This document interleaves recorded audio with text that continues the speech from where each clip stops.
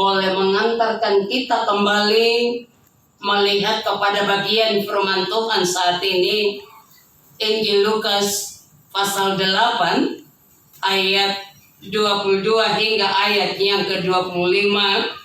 Dari bagian firman Tuhan ini ada tema singkat dalam refleksi firman yang berkata, rancangan Tuhan selalu terindah dan terbaik.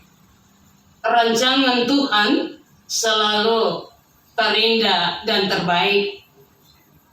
Shalom, Bapak Ibu Saudara-saudari, salam sejahtera bagi kita semua. Bersyukur Tuhan baik masih mengizinkan kita ada secara khusus hari ini dalam kerja aktivitas, tetapi juga tugas dan tanggung jawab pelayanan pengabdian kita. Tapi secara khusus hari ini kita bersama-sama persekutuan orang percaya, persekutuan jemaat bersama dengan keluarga Kobis dalam ibadah pelepasan pemakaman. Lalu kita boleh kembali lagi dalam ibadah pengucapan syukur malam hari ini. Kita tidak berkekurangan, kita masih ada. Semua ini karena turut campur tangan Tuhan. Ada sebuah cerita yang mengawali perenungan singkat malam hari ini. Seorang ibu sangat berduka karena kematian anak lelaki satu-satunya. Ia menangis sepanjang waktu meratap nasibnya. Lalu ia pergi kepada orang tua yang bijak di kampungnya itu dan berkata kepada orang tua bijak tadi, ia mengatakan, aku tidak akan pernah bahagia kecuali anakku hidup kembali. Orang tua bijak itu menasihati si ibu tadi, katakan bahwa pergilah lalu ambillah satu jeruk dari sebuah rumah yang tidak pernah mengalami kesusahan atau kedukaan. Ibu itu pun pergi, ia berjalan dari satu tempat ke tempat yang lain, memasuki rumah demi rumah, bahkan ia pergi ke tempat yang jauh dari kampung halamannya itu. Ia memasuki setiap rumah, mendapati bahwa setiap rumah punya kesusahannya sendiri. Bahkan ada yang mengalami duka cita yang lebih hebat daripadanya. Akhirnya ibu itu memutuskan untuk kembali kepada orang tua bijak tadi. Ajaibnya, ia tidak sedih lagi seperti sebelumnya yang dialami. Ia memang sangat kehilangan, tetapi dari perjalanannya itu ia menyadari, ia merenungkan bahwa tidak seorang pun kebal terhadap kematian dan duka cita. Sama seperti angin taufan yang hebat yang mengguncang para murid di danau Galilea atau Tiberias.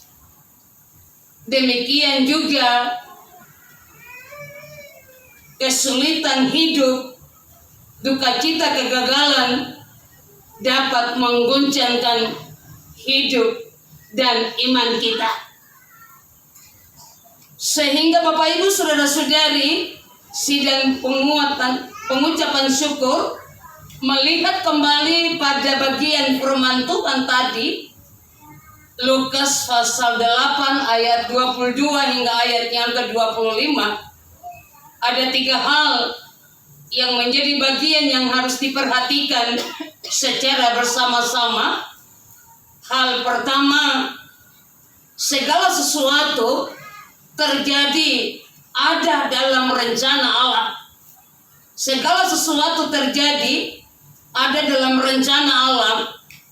Jelas kalau kita lihat dalam bagian firman Tuhan tadi pada ayat yang ke-22, Yesus sendirilah yang memilih rute perjalanan untuk berlayar melalui danau. Rute yang dipilih Yesus, jalan-jalan yang ditunjukkan Tuhan. Bisa saja penuh bahagia atau penuh bahaya dan resiko. Namun dalam bahaya itu Yesus menyatakan kuasanya dan mengajar para murid agar bertumbuh dalam hal percaya. Itulah sebabnya bersyukur mengimani bahwa jalan Tuhan meskipun terkadang sukar tetapi penuh damai. Rencana Tuhan meskipun sulit dimengerti namun selalu indah. Lalu hal kedua, kehadiran Yesus menjamin kelangsungan dan keselamatan hidup para murid. Kita bisa perhatikan pada ayatnya ke-23 bahwa Yesus tertidur ketika taufan menghantam perahu mereka. Para murid ketakutan membangunkan Yesus. Para murid merasa takut dan berpikir bahwa mereka pasti binasa, mereka pasti tenggelam. Badai itu membuat iman dan harapan para murid lenyap seketika. Padahal sering mereka murid-murid bersama-sama dengan Yesus dan menyaksikan sendiri bagaimana Yesus menyembuhkan orang-orang sakit dan membangkitkan orang-orang mati. Seringkali badai hidup membuat kita kecewa, mengguncang iman yang membuat kita boleh bertanya-tanya, Tuhan ada di mana? Tuhan tidak adil. Apakah Tuhan tidur? Sikap Yesus yang tertidur dalam perahu adalah cara Tuhan agar para murid belajar mempercayakan diri secara totalitas kepada Tuhan. Lalu hal yang ketiga adalah krisis kehidupan merupakan kesempatan mengenal Yesus, kasih dan kuasanya. Yaitu setelah badai berlalu, Yesus bertanya kepada para murid, di manakah kepercayaanmu? Atau mungkin kita mau katakan, di manakah imanmu? Pertanyaan ini bukan hanya sekedar pertanyaan saja, tetapi ini mengandung makna pelajaran atau pengajaran supaya para murid mengenal lebih sungguh-sungguh lagi kekuatan kuasa Yesus yang menghalau badai itu sebesar apapun. Bapak Ibu saudara-saudari, sidang pengucapan syukur yang diberkati Tuhan. Sebenarnya kita harus belajar untuk memahami setiap rancangan Tuhan dalam hidup ini. Terkadang rancangan Tuhan dalam hidup ini menyenangkan, tetapi juga tidak menyenangkan. Sulit dipahami, sulit dimengerti, bahaya dan penuh resiko.